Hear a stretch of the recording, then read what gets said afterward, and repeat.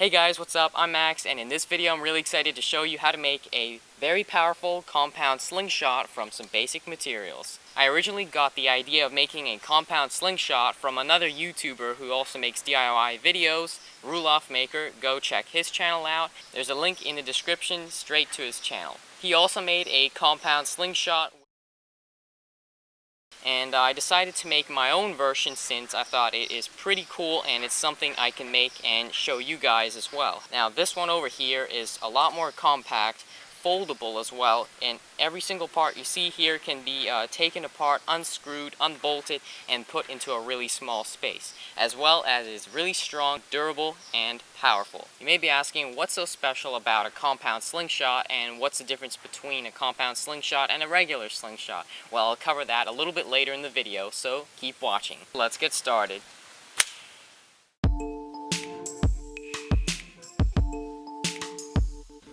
First, I'm going to cut off some wood for the base of the slingshot.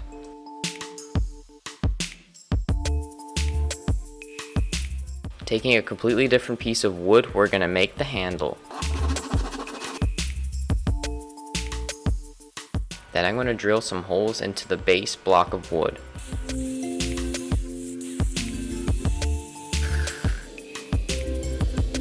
I'll also drill a couple into the handle. Then screw the two blocks of wood together with a couple of long screws. To make the blocky handle a little more comfortable, I'm going to round the edges with a sharp knife.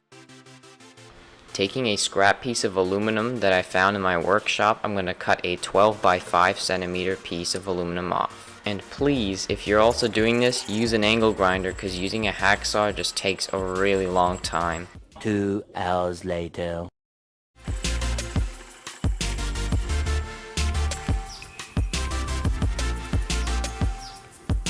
Now let's take another exciting hour to cut this aluminum piece in half, vertically.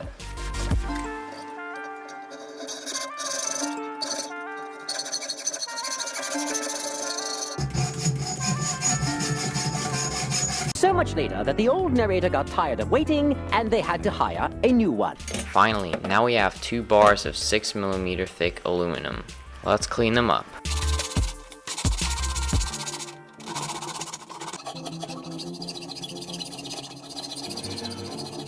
Here's the before and after. Now I'm going to drill a couple of holes in each piece of metal.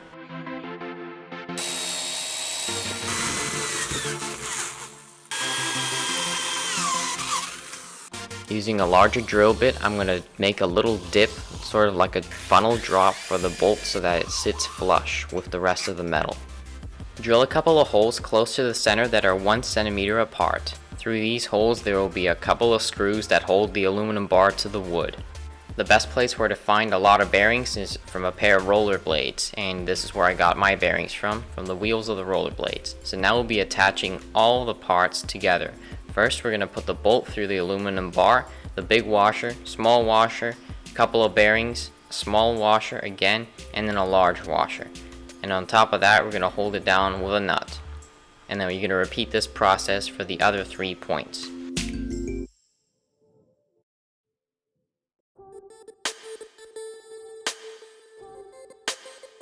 Now let's attach the 2 pulley parts that we've just made to the base of the slingshot itself, right at the front.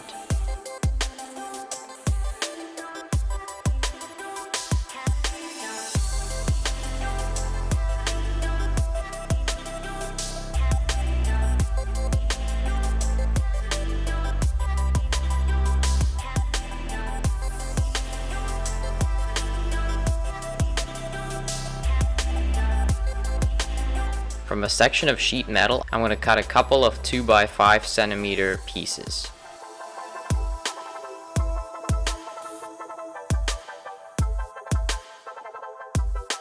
Be sure to make 3 holes in each piece. The middle hole is the biggest for the bolt.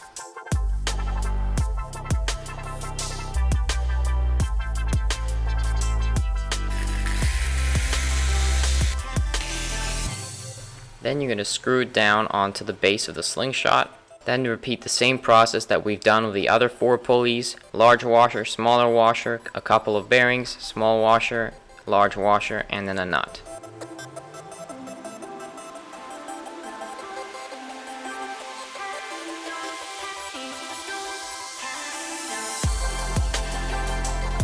This nail that I'm banging in right now is where the rubber will be tied to and coming from.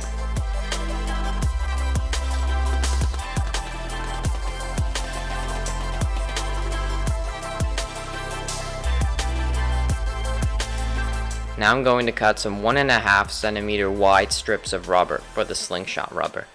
In case you didn't already know, I'm using motorcycle tube rubber.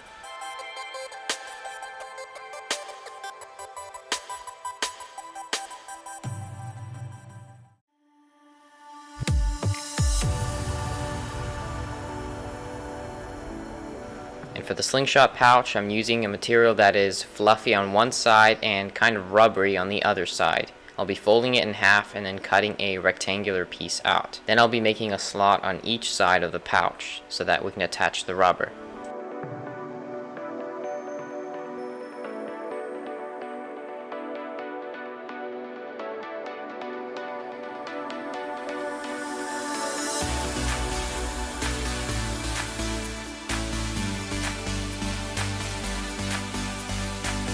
The other slingshot pouch material seemed to be quite weak and it broke straight away as I used it, so I decided to use a section from a belt instead. And that seems to hold up pretty darn well.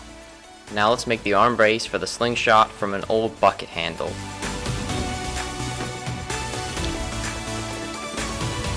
Since it was very rusty and full of paint, I cleaned it up and also straightened it.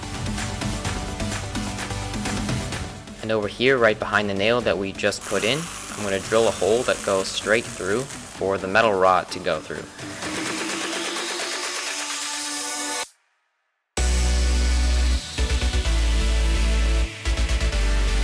Using a spare piece of motorcycle tube rubber, I'm going to glue it to the very back of the wrist brace. And now for the wrist brace stopper, I decided to bang in a nail on each side of the slingshot. Seems like we have a bit of a problem here with having to always wind the rubber around the pulleys, which is quite a hassle. So I decided to attach on a piece of bent metal right to the bottom pulleys on the aluminum bar. Now it saves me time and hassle not having to always wrap the rubber around the pulleys after every time I shoot.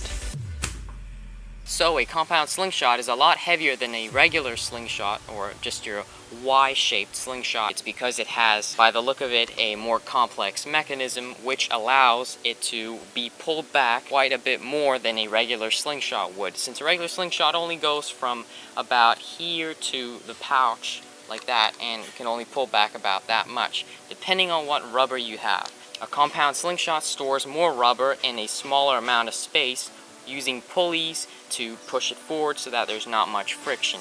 So when I pull it back, there's a lot more rubber from the top pulleys to my hand where the pouch is than a normal slingshot would have, since it doesn't store as much rubber as a compound slingshot. So this allows you to get much more accurate shots than with a regular slingshot because you don't need to pull back as hard and you can hold it a lot more steady. So now let's test this out on a couple of different targets.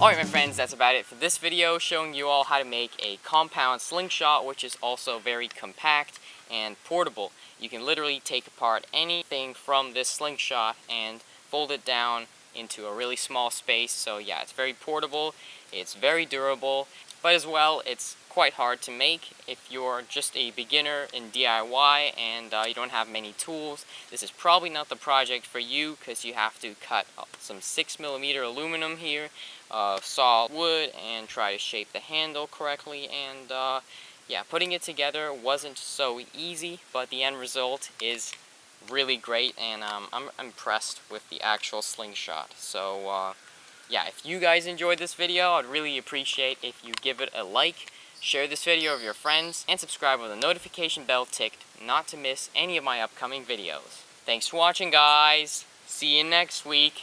Peace!